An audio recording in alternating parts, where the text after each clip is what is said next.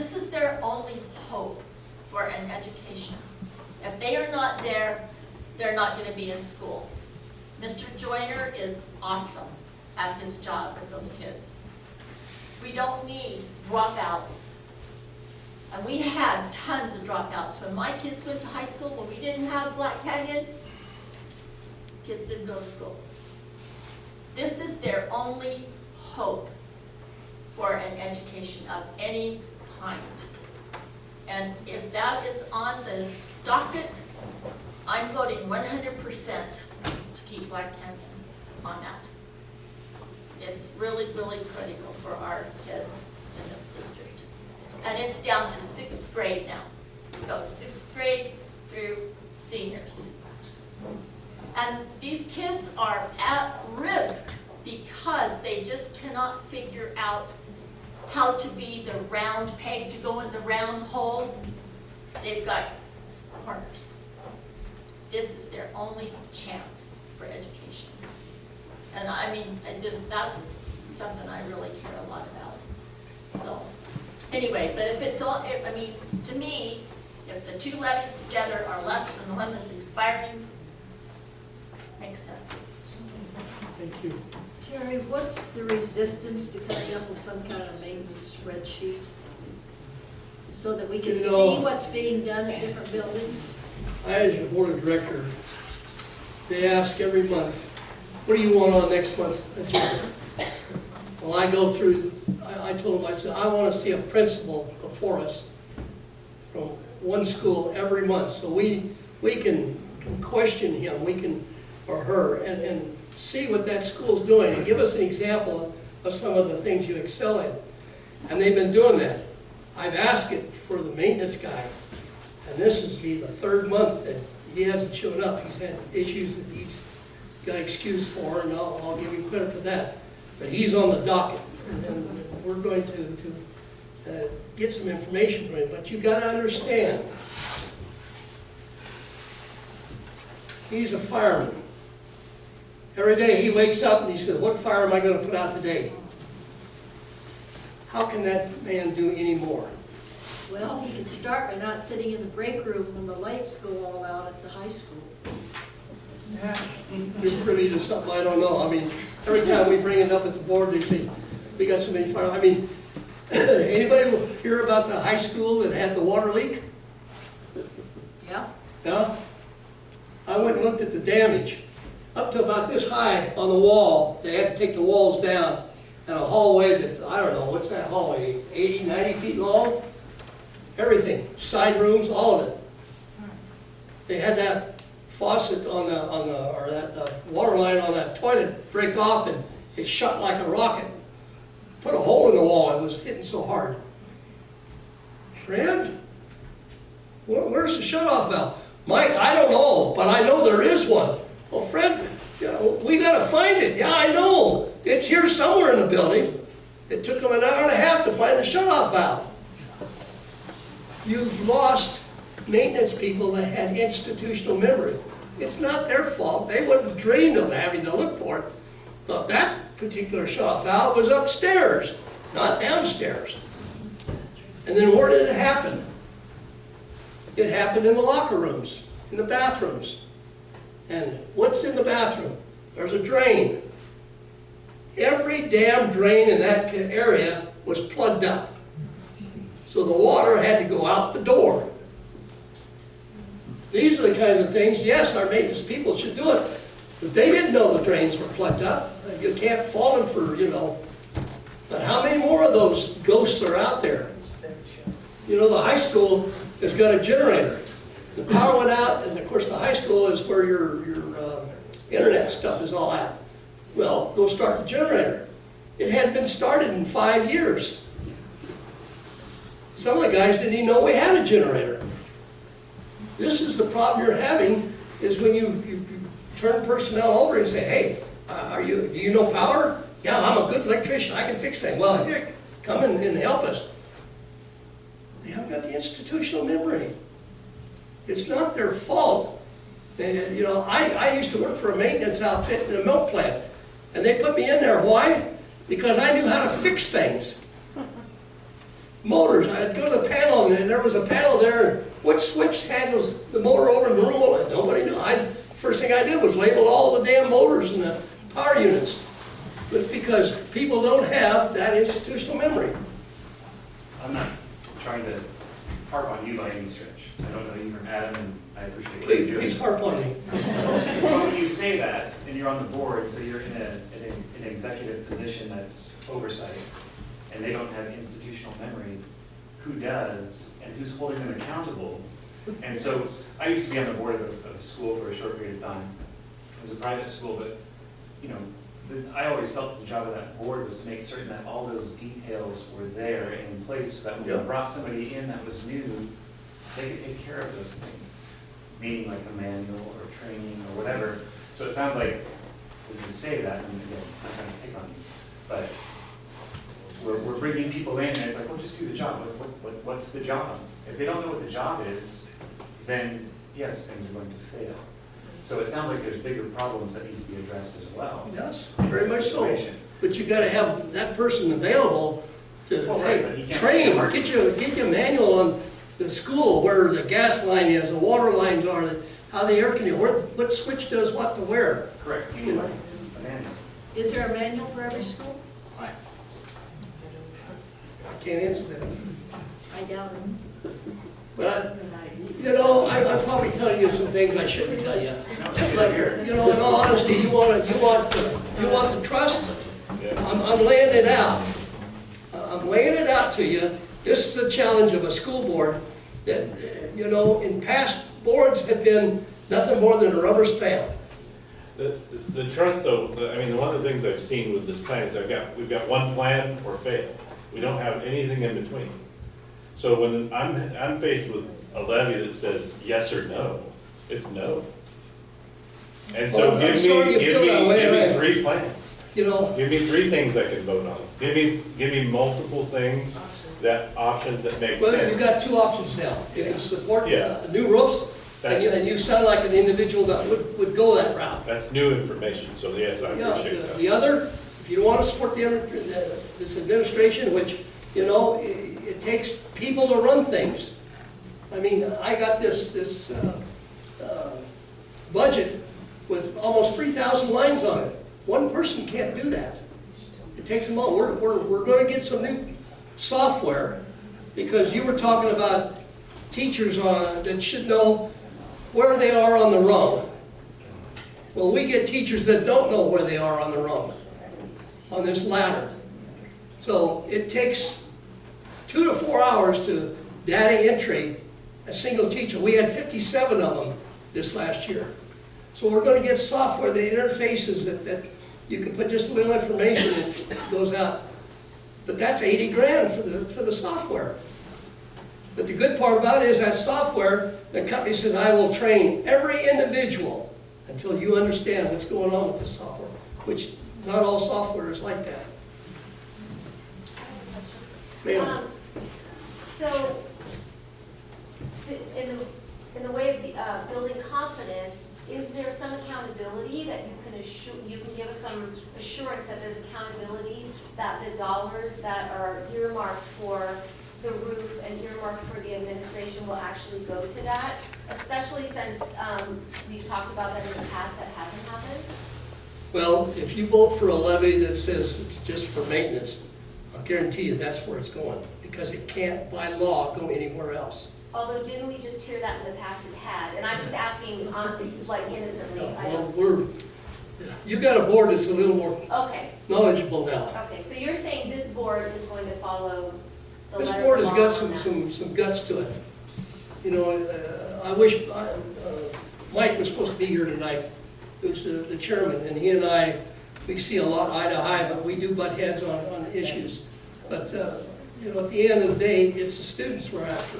They're the ones that's the most important product, whether it's safety.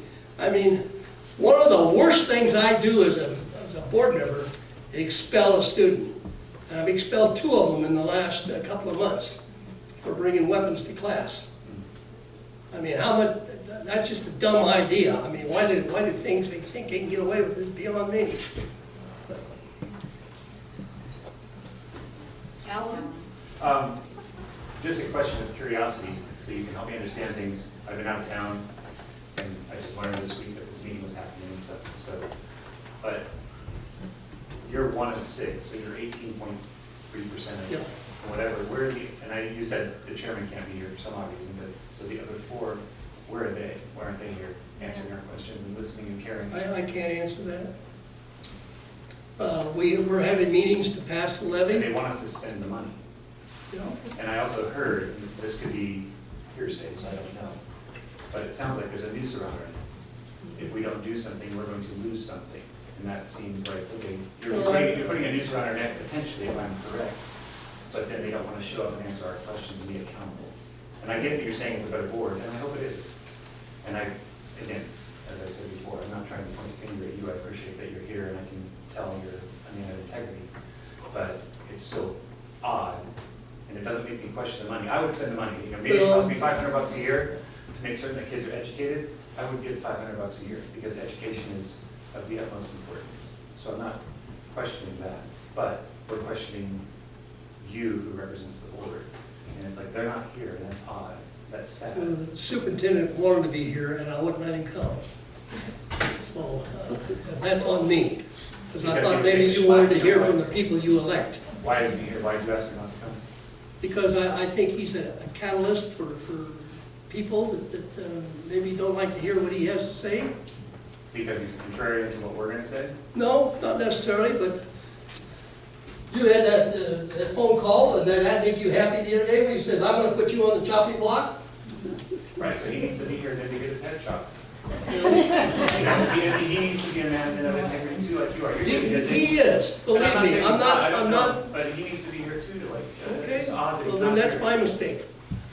Because I've been here before, and I know the flavor that goes on here, and there are times that those people, We're not being worse than anybody else, we're just true and honest, you know? well, last time I was here, the superintendent sat in that corner, and Howard. if you all had rock pigs, I know where they'd be.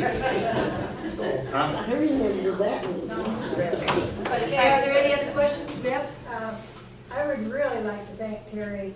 I think I've been to every meeting that you've come to Ola and spoken with us, and I just hope that you have the board that you can carry along with you to make things happen, because when I look at some of the meetings and watch, I'm thinking, I know Terry's for us, and he's absolutely laser focused on it, but will the other 5 follow along with him, or will they shoot him down and we get the result of it? But I do not question at all your loyalty to our cause, and you have for several years been our voice, and our only voice.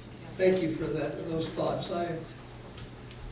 I am what you see, and I see you've televised or you've recorded, and I'm probably going to be in hot water because let's say the superintendent got legal advice of what I should say or not say tonight, and I've held nothing back. Maybe I've said too much, and I may get chastised for it. But, you know, trust is vital to me. I belong to Rotary, and we have a 4-way test. And the first line of the 4-way test, is it the truth? And I can honestly stand here and say everything I say, from my point of view, from my understanding, is the truth. You know, just on another note, we talk, I wanted to just say something. It was always my, axe to grind when I taught, and negotiations happened. And the superintendent never sided with the teachers. It was always sided with the board. And it's my opinion, which I was so glad to hear Terry say that tonight, he is hired by the school board. They are his boss. He's just like we were as teachers, right? He should be under the same observation, the same supervision as the teachers are. The school board is the boss. And I have always felt like that. I always kind of gritted my teeth with negotiations because it was us against them, of which the superintendent was with the board. So thank you for saying you are the boss. Finally, yay. You know, I could continue on, there's a amount, you talk about negotiating, I've been on the negotiating team on both ends, from the past superintendent to the one now. The one now really works hard to be fair to the teachers. You know, one of the big issues is a teacher can't make a living on 40 grand. She just can't do it, or he can't do it. You know, maybe two of them together, my granddaughter, I think the two of them are probably making 100 grand a year, and they're struggling. That shouldn't be the case. And every time we went to hire this last fall, and we had hired somebody and get a confirmation that, yes, they will be here at 9 o'clock in the morning. By 1 o'clock in the afternoon, they went over the hill and got a better deal. So, on another note, you know, busing. What's it cost? What does the state pay per student to bus a kid for a year? $404.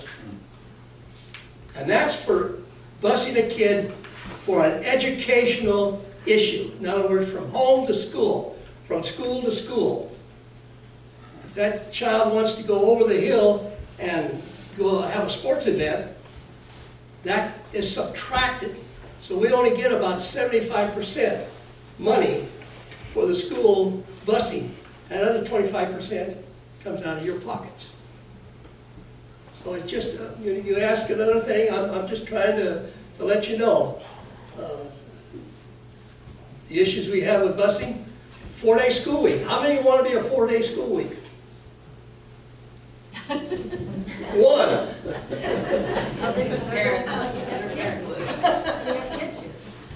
Well, that's going to become, that's the issue we're looking at. We're going to have to decide this year if we're going to have 4 kids. But one of the big issues is, how do we get the kids to school all at once? We don't have the buses. So there's got to be a give and take there. I was wondering, how come they don't allow, is there a rule that makes it so that elementary and high school kids cannot ride the same bus at the same time? Yeah. Because I think- No, it's like Black Canyon. Black Canyon is part of the elementary school. Well, there's a cage between them so the kids don't mix. Is it a law or is it just our, You know, the school district? It may be a regulation. If it is, I don't know it. Because I grew up riding buses to school Exactly. with the high Horseshoe school Bend. kids. Horseshoe Bend bus is all their kids on one bus. Yeah. So And that I don't may be right, understand. but you know. So we're sending 2 buses down the same road to get 2 different age groups of kids, and that's, But down there, you send one bus out to get 2 loads of kids, and you're gonna have somebody riding in the trailer behind. I was just curious. I didn't know what the laws were or why there was I that. don't know what's gonna be. Why was there that after double the- route? Like, why is there a double, triple route? So what will it take to pass a levy? But after listening to all that's been said, for you personally, what's it gonna take to pass one? What does the board need to do in order to make it palatable to those of you, that, myself included, that have voted no? One thing I would like you to do is think on this question. I don't need an answer tonight, but I'm gonna get Bob up here, and you people show up for Bob, and then save those comments and those questions for Bob, because he's the point person on this levy effort. And I've been to the meetings already, and I tell you, we went to what's the name of that place at the bottom of the hill? The packing shed or the farm shed? Oh, yeah. Whatever it is. I'm 80 years old. I couldn't find the outhouse to save my soul. But anyway, they're making a very good concerted effort. And we've already got donations of about 4,000 to put in a political action committee to help put signs out, put flyers out and so forth. So you're gonna see a much concerted effort this go around. And I've got a tremendous amount of respect for Bob and, what is it, Nicole? She's the co-chair on this thing, so they've got 4 committees. They've got the chairman for these 4 committees, and they're up and running, so. It sounds like you're already you've already got everything rolling, you had a deadline to meet, right? So you put in what you had to put in, but communication of what that is important, because I know for me, you tell me, you're telling me that it includes this, but not only this, and then and then there's no explanation over what that teacher is, that counselor is. We don't understand it. We need more explanation of those things, because if I don't understand something, again, I go to default. I go to no. So communicating. Well, Bob is a principal. Yeah. And Bob, school board members, if we don't go out and dig in the files and go to the schools, we don't know it. We're ignorant. And that's not my gig. I have to go. I've met with counselors, I've met with teachers, I've met with principals, I've gone to schools. I bring them to Rotary.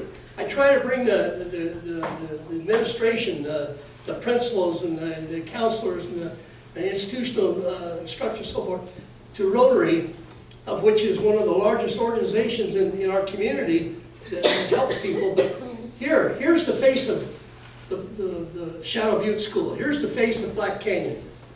This is what I'm trying to do as an individual that sits on the board. Because I think it's important for we know who's running the show. I mean, do you all know who the principals are? Do you have a feeling? You got Amy. I know Amy personally. I'd be in her corner till hell froze over.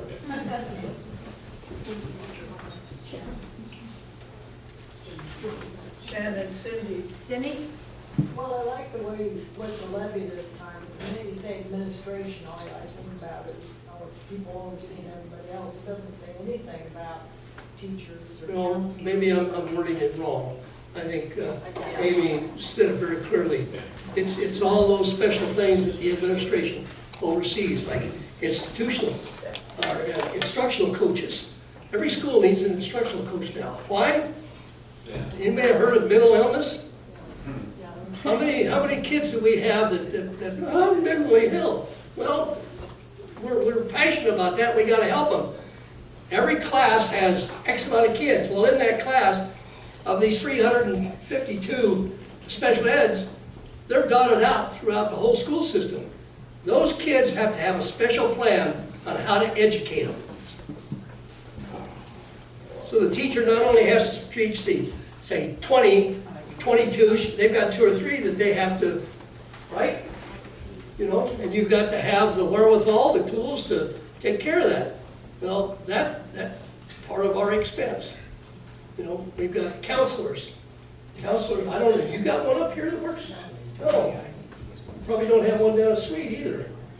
But in Black Canyon, I also sit on the PERTA board. And that is the most fun I've ever had in a leadership role. Why? We get results. You know that the high school graduation has about 34 or 5% of their student population goes on to better education. Whether it's a tech, whether it's college, whether it's an internship.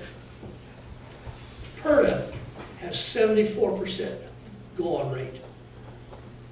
We give kids the knowledge of what the heck this is supposed to do. So many kids today have no idea. Hey, I can use a pair of pliers. I can dial an instrument.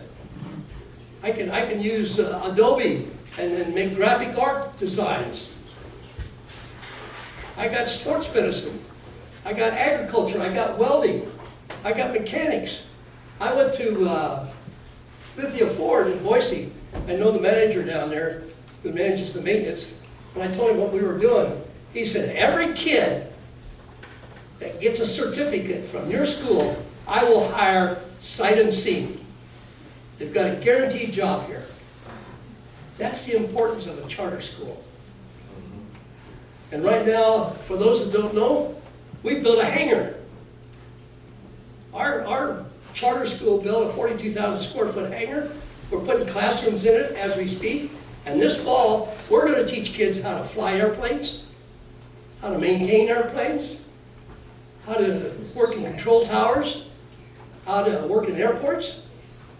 Look at all the opportunities that charter schools, and that's just one of many things we're going to do. One of the things we did, I don't know, you know the Traders next door to that where Bert is? We bought it. We're talking to the school district and say, hey, why don't you build your building here? Instead of buying that church downtown, come over here and build a building and put the Black Canyon here. And all they got to do is walk across the parking lot and they can participate in Black Canyon or in Perta. Those are some of the ideas that we're banging around, but it takes money. We just got a $3.2 million loan. We paid off the building. We're going to finish the airport, the hangar, and we're going to do some work with the welding. We're revamping that building that the Traders had. Maybe people don't know, Terry, what Perta is.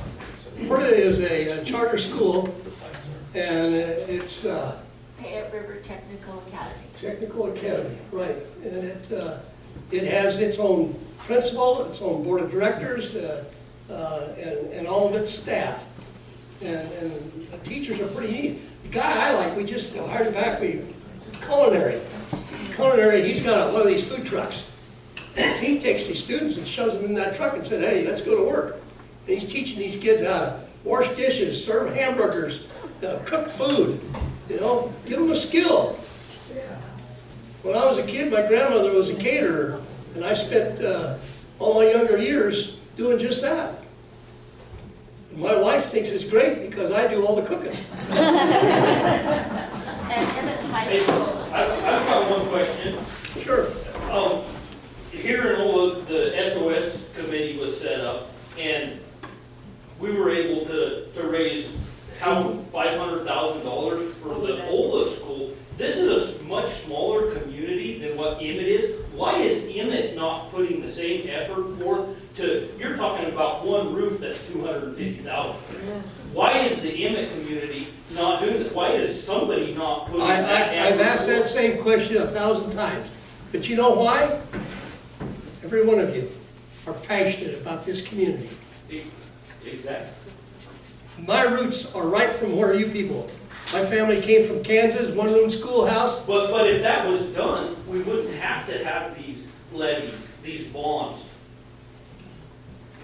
So You gotta remember that costs are going right through the roof. I do remember that. And look at our school. We've seen that. Yeah, but I mean, even with your one, I went to the Fred Meyer's today, this morning. I was stunned. A $5 item now is $6. An $8 item is $10. Yeah, half and half went up a little bit. So the price of milk is going through the floor, so. So, one of the things that we need to remember for the reason that we were